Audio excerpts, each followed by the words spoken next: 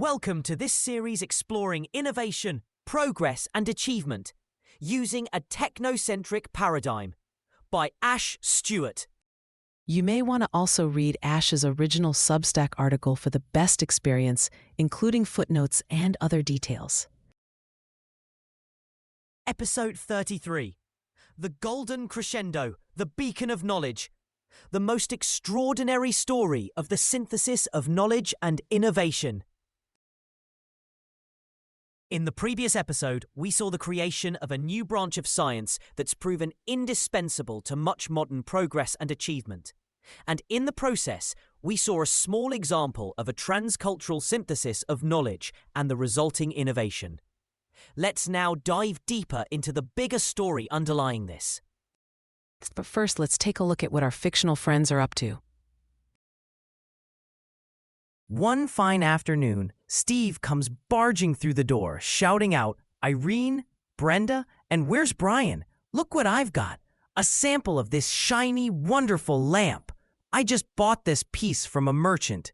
We're gonna be rich." Irene and Brenda are giving Steve funny looks. Even Bruno's eyes widen and tail wags go quiet. At about that same moment, almost as if on cue, Brian comes rushing in with, "Hey folks, look what I've bought. A candle set from a renowned supplier. We're gonna be rich." The funny looks get, well, funnier. Even Iris the cat turns up, iris dilated to watch this, shall we say, comedy of errors. And even as Steve and Brian are now staring at each other's prize catch, Brenda is like, "Wait, you guys saw that advertisement outside the town hall? The one the mayor had put up? With Irene adding, and neither of you knew the other one saw it as well?" So it turns out the Duke is going to be in town for a lavish extravaganza with a few dignitaries from afar visiting. Make a good impression, and some of these foreign investors are going to be pouring in good money for some of the local works.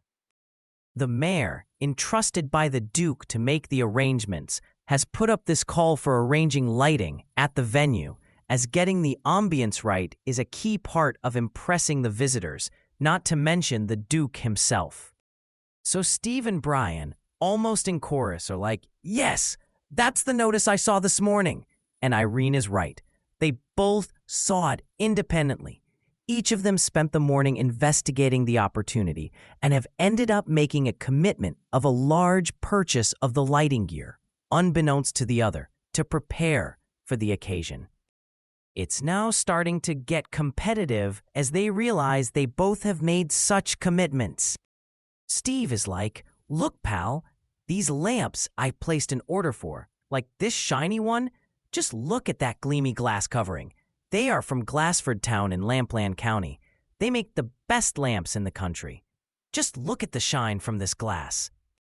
Brian retorts, "Nah, mate, these candles from Waxworth in Candlebury, they are the best. Nothing as neat and fine as these." That's when Brenda chips in again. "Wait, guys, did you not notice the ad in full? I mean, Brian, it's to be a garden party, outdoors, which means your candles will keep going out." Uh-oh. And Irene to Steve, also, this is to be late into the evening with a bunch of dances in the garden, which implies repeat rearranging of the furniture, and thus the lighting as well. Your leaky oil lamps, Steve, are gonna cause havoc. You can't have the vicar skidding during a dance and falling over on Lady Winterbottom. He could be unfrocked, and worse. Iris the cat looking up like, "What? Vicars danced?" Bruno the dog sagely nodding, "I know, humans." Both Brian and Steve slump down on the couch, crestfallen, as if in chorus again, going, "Oh man, I'm done for. I've already committed a huge sum of money to that merchant." As before, Brenda and Irene encourage them to try and resolve the matter. They're back at the table, the four of them, this time with the lamp and candles rather than an ale mug. Remember that scene? Irene goes, "Right, let's see. Steve, what makes the lamp so great? Let's dig in. So, the lamp, This is from a really reputed source. I mean, where it comes from, they're really good at making lamps. We cannot doubt them. Brenda interrupts. Yes, but their reputation is not the only thing that matters. We have to understand what makes this so great. Right, okay. So, it's got this round glass covering, which makes possible a large flame within, and thus bright, and protects it from the breeze. And now, you, Brian, what makes your choice so great? It's easy to combine as many candles as you want, easy to light them, and they are clean, no spills. The vicar will be skid-proof. Brenda is like, so your choice gives out bright, stable light, perfect for our garden party, but we can't move it around quickly and frequently. The oil spills will make a mess. And your choice, no oil spills, easy to rearrange, but it'll keep going out like a, that's right, Elton, candle in the wind. And then suddenly Irene is like, why don't we put the candles inside the lamp glass? Steve is first to object. Come on, Irene, they won't look good. I mean, look at the beautiful flame right now. And Brian, not to be outdone, Irene, the glass will diminish the neatness of the candles.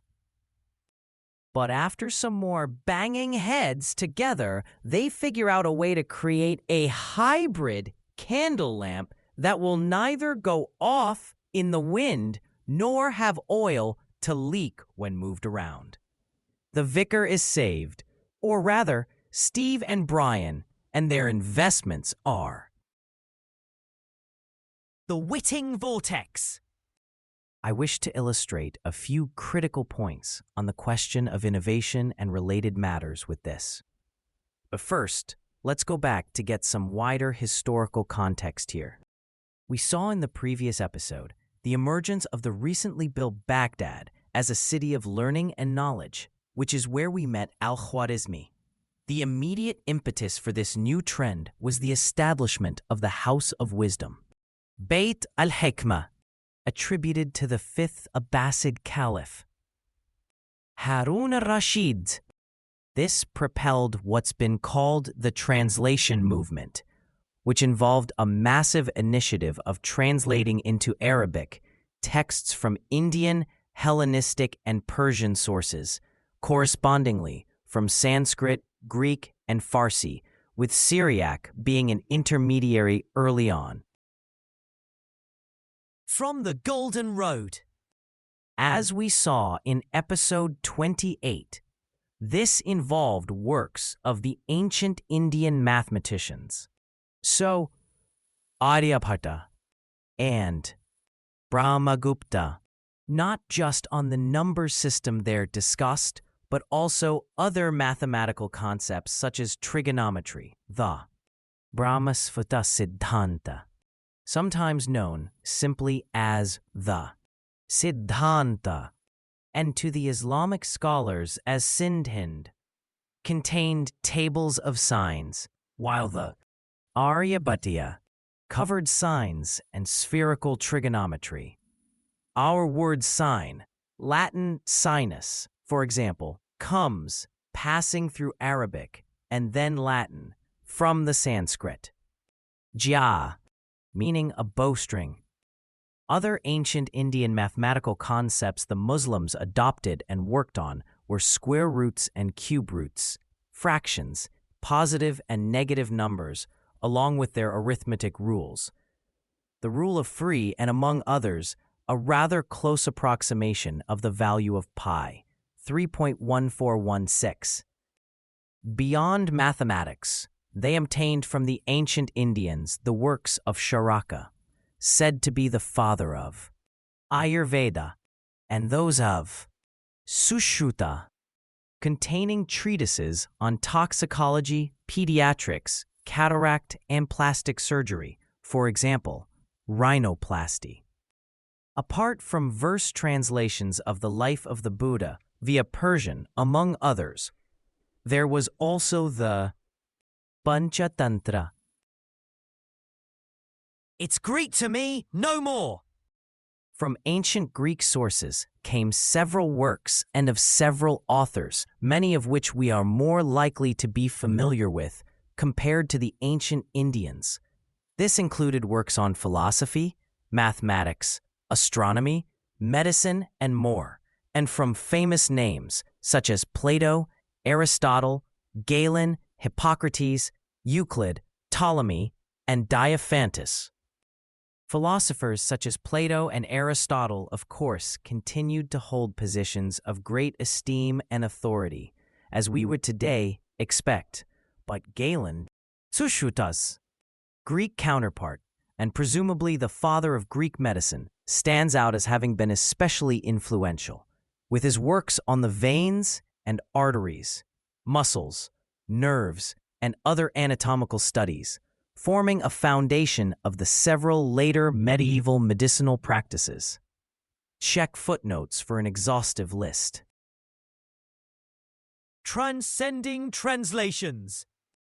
Many of these, as hinted, often came to Arabic via Persian or Syriac, particularly in the early days, owing to the lack of knowledge amongst the Arabs of languages such as Greek or Sanskrit.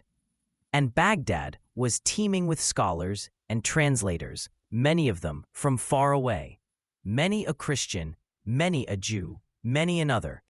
But lest this all feel like just translation fury with no original input by the Islamic scholars, I'll cut this account short right here, because while the above and related details are important to understand the beginnings of the larger flourishing of learning and the sciences in the Islamic world in this period, it wasn't just what they imported from other lands, but how they improved upon them, even perfected them.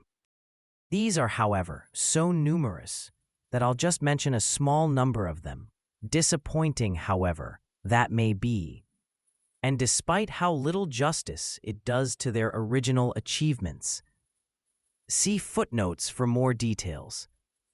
But I guarantee you, even a cursory glance over the below list is going to blow your mind. Terminology. Hunayn ibn Ishaq, a Nestorian Christian physician, laid out a sophisticated, systematic translation methodology of high-quality standards and created new terminology establishing Arabic as a language of science. Philosophy. Al-Kindi synthesized Greek Aristotelian and Neoplatonic philosophy with Islamic monotheism. Ibn Sina, Latinized as Avicenna, constructed an all-encompassing metaphysical model of reality. Considered the most original philosopher of the medieval world, he significantly influenced later Jewish and Christian scholars. Ibn Rushd, Latinized Averroes, in opposition to the Neoplatonist tendencies of earlier Muslim philosophers, attempted to restore the original teachings of Aristotle as he saw it. Mathematics. Al-Khawarizmi, see previous episode. Al-Battani pioneered the use of sine and cosine functions derived from ancient India, laying the foundation for modern trigonometry. Al-Tusi developed the famous Tusi couple, a mathematical model for planetary motion, a significant advance from what lay before, and setting the stage for the work of the later Copernicus. Medicine. Al-Razi, Latinized Razes, established the first clinical differentiation between smallpox and measles, something never achieved in ancient Greek medicine. He also pioneered contributions in pediatrics, allergy, and immunology.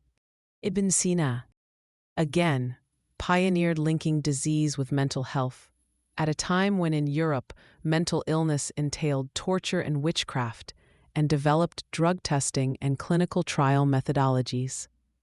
Az-Zahrawi, recognized as the father of modern surgery, invented over 100 new surgical instruments, some still in use today. Astronomy, geography, and physics. Al-Haytham, Alhazen in Latin, introduced systematic hypothesis testing and empirical observation to merit the title the first true scientist, and a pioneer of the modern scientific method. Al-Jazari invented the crankshaft and programmable automata, effectively the proto-robots and industrial engines. Al-Biruni, a polymath of far too many accomplishments to even start to list. The bright and firm glow of hybrid brilliance. So the question cannot be avoided. Whence this extraordinary spark, this insatiable curiosity, this most astonishing flowering of scholarly innovation, achievement, and progress? With the rapid rise of Islam and the establishment of the Islamic Empire across a vast stretch of land from the western borders of India to almost all of Spain, there arose a strange, unprecedented situation. This imperial expansion, in just over a century, culminated in the Abbasid Revolution in the year 750. By this time, further expansion was not particularly feasible, and attention turned towards taking stock of the new reality. Conquest made way for consolidation. They had won the wars. Now, could they win the peace? The Abbasids, when they came to power, as they surveyed this vast stretch of empire, encompassing such a great variety of languages and ethnicities, seemed to have understood this. Much of the world's knowledge, as they knew it, they saw, had developed and resided in neighboring cultures: the Indians, the Byzantine Greeks, the Persians, and others, all of who had a long history of the cultivation of the various essential disciplines, each in their own different ways. This perhaps explains the drive of the Abbasid rulers, from among a complex set of other factors, no doubt, to seek to do something about it. One interpretation is that they were so hungry for knowledge, and the new position of authority, and indeed stability, gave them the opportunity to pursue this. Without denying that, it's also been posited that this entire drive to translate the works of the Indians, Greeks, and others was part of a pragmatic initiative towards Arabification, and thus imperial consolidation. For example, this view can be interpreted from the explanations given by Ahmed Djebar in his French work Les Savants de l'Islam. But and whatever their real motivations, the key lesson for us is this: they did not stop at simply acquiring knowledge from other sources, commendable as that is in itself. They took it, tweaked it, and built on it. They synthesized the various threads of knowledge, concepts, and learning, and created something even better. They also had another key artifactual advantage I'll come to in episode 39. They took a bright, stable, but messy, oily lamp and some good but easily blown-out candles and synthesized it to something better than either. Like we saw in the previous episode, how Al-Khwarizmi combined ancient Indian and Greek achievements to create a new genius. They took 2 and 2 and 2 and made 8. Regular readers may have noticed that I take a more narrative approach to discussing innovation and achievement. I don't normally give out a large list of stuff as I've done here, but I couldn't think of any other way of even giving a small sense of this body of achievement. And even there, you noticed my discomfort at not doing justice to this. This comes, of course, in part because we in the modern world in general, but especially in the West, know or perhaps care very little about the achievements of this place, people, and period, the 500 years since 750, the golden age of Islam. In fact, it was hard for me to even find sufficient sources in English. A lot of my research on this piece comes from French and Spanish original sources. And indeed, I'm grateful I can access them directly without needing translation, but that is probably just a symptom of a wider problem. How many of these achievements do we, including myself before I researched this, know about? In episode 28, after tracing the developments of the zero and the place value notation system to ancient India, a precursor to this and the previous episodes, I sought to address a historical injustice in asking Why is it that we call them the Arabic numerals and not the Indian numerals? Isn't there a similar injustice at play here